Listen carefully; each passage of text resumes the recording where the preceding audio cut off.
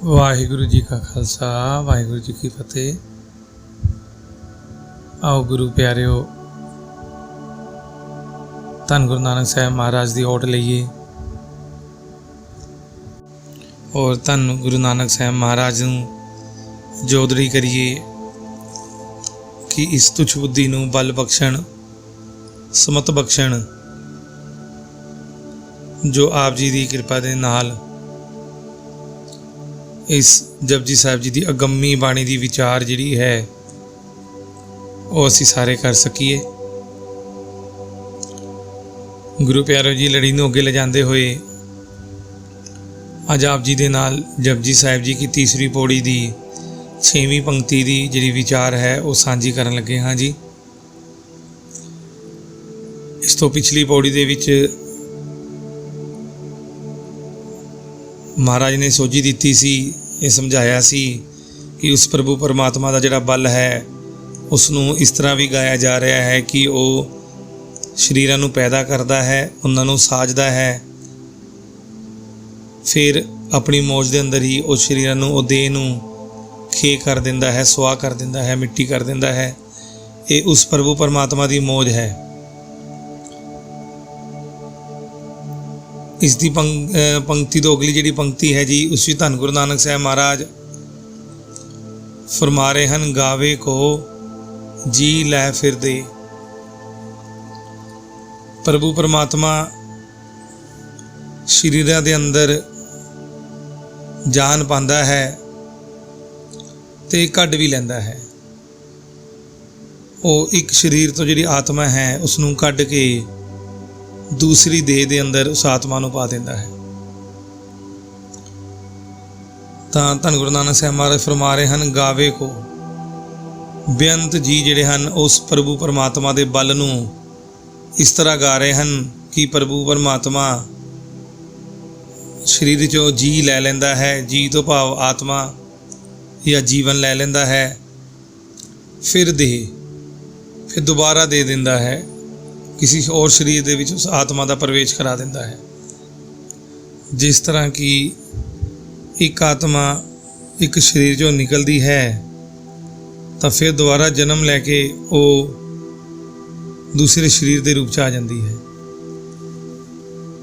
प्रभु परमात्मा जी लैके फिर दे दिंदा है, फिर दोबारा उस आत्मा नूं देह जिहड़ी है, शरीर है, वो दे दिंदा है। तो इस पंक्ति की जिहड़ी शब्दी विचार है वो यही है कि गावे को जी लै फिर दे। कई उस प्रभु परमात्मा नूं इस तरह गा रहे हैं कि वो शरीर दे विचों आत्मा नूं कढ लैंदा है ते फिर इस आत्मा नूं दूसरे शरीर दे विच पा दिंदा है। थोड़ी जी गहरी विचार जे करके देखिए तो बहुत अचरज, बहुत विस्माद खेड परमात्मा खेल रहा है। मत जानियो कि अज उसने देह दे अंदर जिहड़ा है वो आत्मा का प्रवेश कराता है तो फिर 10 20 50 साल 70 साल 80 साल बाद वो इस देह चों आत्मा नूं कढेगा तो दूजे देह विच दूजे शरीर च पा देगा।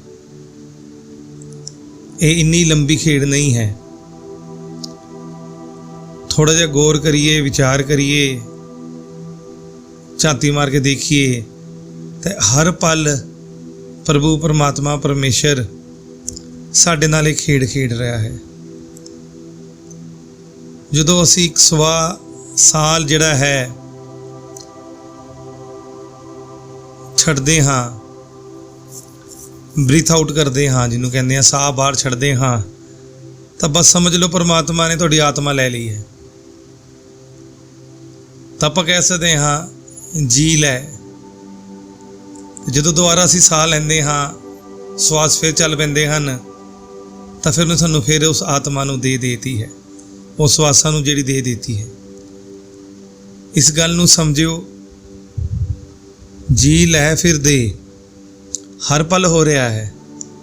आप जी ने श्वास बाहर वाल कड्ढे, पता नहीं कि परतणगे कि नहीं परतणगे, पता नहीं कि मुड़नगे कि नहीं मुड़नगे। ते प्रभु परमात्मा की अचरज खेड है कि वो हर पल तुहाडा जी जिहड़ी है, तुहाडी जिंद जिहड़ी है वो कढ रहा है। ਫਿਰ ਆਪਣੀ ਮੌਜ ਵਿੱਚ ਦੇ ਵੀ ਦਿੰਦਾ ਹੈ। ਸਵਾਸ ਲੈ ਸਵਾਸ ਛੱਡੇ, ਛੱਡੇ ਜੀ ਗਈ ਜਿੰਦ ਗਈ, ਸਵਾਸ ਆਏ ਫਿਰ ਦੇਹ ਮਿਲ ਗਈ ਸਵਾਸਾਂ ਨੂੰ, ਫਿਰ ਸਵਾਸ ਛੱਡੇ, ਫਿਰ ਜੀ ਚਲੀ ਗਈ, ਫਿਰ ਸਵਾਸ ਲੈ ਲੇ, ਫਿਰ ਦੇਹ ਮਿਲ ਗਈ। ਤਾਂ ਮਹਾਰਾਜ ਪਲ ਪਲ ਹਰ ਪਲ ਅਗੰਮੀ ਜਿਹੜੀ ਖੇਡ ਹੈ ਉਹ ਜੀਵ ਜੰਤੂਆਂ ਨਾਲ ਖੇਡ ਰਹੇ ਹਨ। ਧੰਨ ਗੁਰੂ ਨਾਨਕ ਸਾਹਿਬ ਸਮਝਾਉਂਦੇ ਹਨ, ਸੋਝੀ ਦੇ ਰਹੇ ਹਨ ਕਿ ਬੇਅੰਤ ਹੈ ਜੋ ਇਸ ਗੁਣ ਨੂੰ ਗਾ ਰਹੇ ਹਨ। ਸ਼ਾਇਦ ਹੁਣ ਅਸੀਂ ਵੀ ਗਾਣਾ ਸ਼ੁਰੂ ਕਰੀਏ ਕਿ ਵਾਕਿਆ ਪਰਮੇਸ਼ਰ ਤੂੰ ਬੇਅੰਤ ਹੈ, ਤੂੰ ਬਿਸਮਾਦ ਹੈ, ਤੇਰਾ ਕੋਈ ਅੰਤ ਨਹੀਂ। ਅਚਰਜ ਖੇਡਾਂ ਖੇਡਣ ਵਾਲਾ ਹੈ ਤੂੰ, ਹਰ ਪਲ ਜੀ ਲੈ ਰਿਹਾ ਹੈ, ਹਰ ਪਲ ਸਾਡੇ ਸਵਾਸ ਖੋ ਰਿਹਾ ਹੈ ਔਰ ਹਰ ਪਲ ਸਾਨੂੰ ਦੁਆਰਾ ਦੇ ਰਿਹਾ ਹੈ ਸਵਾਸਾਂ ਨੂੰ। ਧੰਨ ਗੁਰੂ ਨਾਨਕ ਸਾਹਿਬ ਮਹਾਰਾਜ ਸਿੱਧਾਂ ਨੂੰ ਪ੍ਰਸ਼ਨ ਦਾ ਉੱਤਰ ਦਿੰਦੇ ਹੋਏ ਸਮਝਾਉਂਦੇ ਹਨ ਕਿ ਉਸ ਪ੍ਰਭੂ ਪਰਮਾਤਮਾ ਦੇ ਬਲ ਦਾ ਜੋ ਗਾਇਨ ਹੈ ਉਹ ਇਸ ਤਰ੍ਹਾਂ ਵੀ ਹੋ ਰਿਹਾ ਹੈ ਕਿ ਪਰਮਾਤਮਾ ਜਿਹੜਾ ਹੈ ਉਹ ਜੀ ਲੈ ਲੈਂਦਾ ਹੈ, ਜ਼ਿੰਦਗੀ ਲੈ ਲੈਂਦਾ ਹੈ ਅਤੇ ਫਿਰ ਦੁਬਾਰਾ ਦੇ ਦਿੰਦਾ ਹੈ, ਦੁਬਾਰਾ ਨਵਾਂ ਸਰੀਰ ਜਿਹੜਾ ਹੈ ਉਹ ਦੇ ਦਿੰਦਾ ਹੈ। ਗੁਰੂ ਪਿਆਰਿਓ, ਇੱਥੇ ਤੱਕ ਦੀ ਵਿਚਾਰ ਆਪ ਜੀ ਨਾਲ ਸਾਂਝੀ ਕੀਤੀ ਗਈ ਹੈ।